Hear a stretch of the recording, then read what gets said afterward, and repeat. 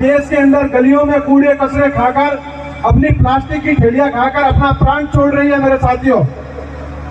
इसके बारे में हमें विचार विमर्श करना पड़ेगा, क्योंकि इस देश के अंदर अगर हमारा धर्म नहीं बचा तो देश बचना मुश्किल है मेरे साथियों। क्योंकि देश की जो जड़ है वो गौ माता है मेरे साथियों, और जिस पेड़ की जड़ कट जाती है उस पेड़ पर कभी फल फ्रूट नहीं लगते मेरे भाइयों बहनों। क्योंकि जो भारत रूपी देश है, इस देश के अंदर हिंदुत्व को मिटाने के लिए, गौ माता को मिटाने के लिए हजारों शक्तियां लगी हुई है मेरे साथियों। एक जमाना था कि जब हमारी बच्ची की सगाई करने जाते थे तो पहले देखते थे उसके घर में धन कितना है, और धन कौन सा?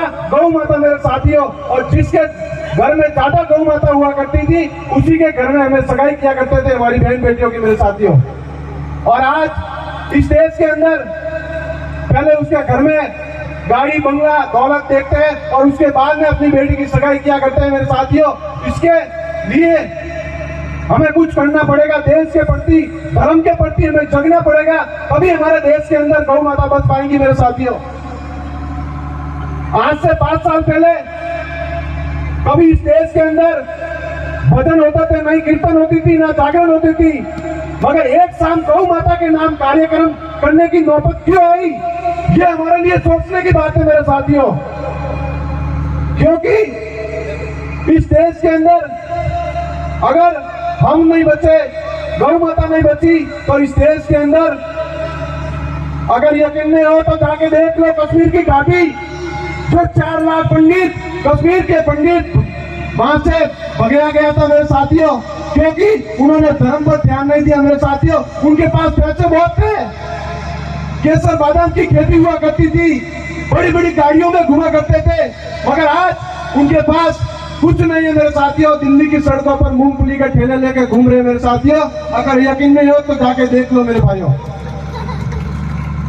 क्योंकि हमें जगना पड़ेगा धर्म के प्रति, देश के प्रति, गौ माता के प्रति हमें जगना पड़ेगा, तभी हमारे देश के अंदर गौ माता बच पाएंगी मेरे साथियों। जब देश का बंटवारा हुआ तो इस देश के अंदर भारत देश को, पाकिस्तान को इस्लामिक राष्ट्र घोषित किया गया, मगर हिंदुस्तान को हिंदू राष्ट्र घोषित क्यों नहीं किया गया मेरे साथियों? ये हमारे लिए सोचने की बात है मेरे भाइयों। क्योंकि कुछ वर्षों पहले इस देश के अंदर लाखों करोड़ की संख्या में गौ माता हुआ करती थी, और आज गली गली में गौ हत्यारे घूम रहे मेरे साथियों। गली गली में गौ हत्यारे घूम रहे हैं, उनको मुंह तोड़ जवाब देने के लिए आप सभी भाइयों का सपोर्ट चाहिए मेरे साथियों। क्योंकि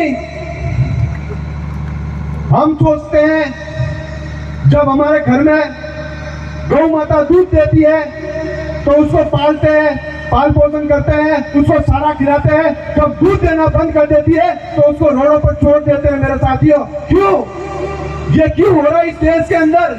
हमें जगना पड़ेगा, विचार करना पड़ेगा और गौ माता को घर पे लाना पड़ेगा मेरे साथियों। अगर एक एक गौ माता खत्म हो गई तो ये भारत देश खत्म हो जाएगा मेरे भाइयों।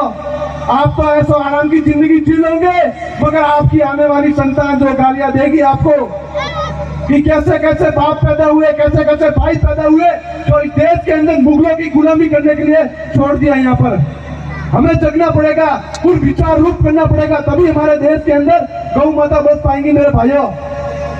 इसलिए मेरे सभी से निवेदन है, गोया के सभी युवा साथियों से निवेदन है कि गौशाला निर्माण कार्य में भाग लीजिए और ज्यादा से ज्यादा राशि भेंट कीजिए, ताकि यहाँ पे अच्छा भवन हो, यहाँ अच्छा गौशाला का निर्माण कार्य हो जाए मेरे साथियों। आज कई गौशाला का कार्य निर्माण नहीं है सही साथी।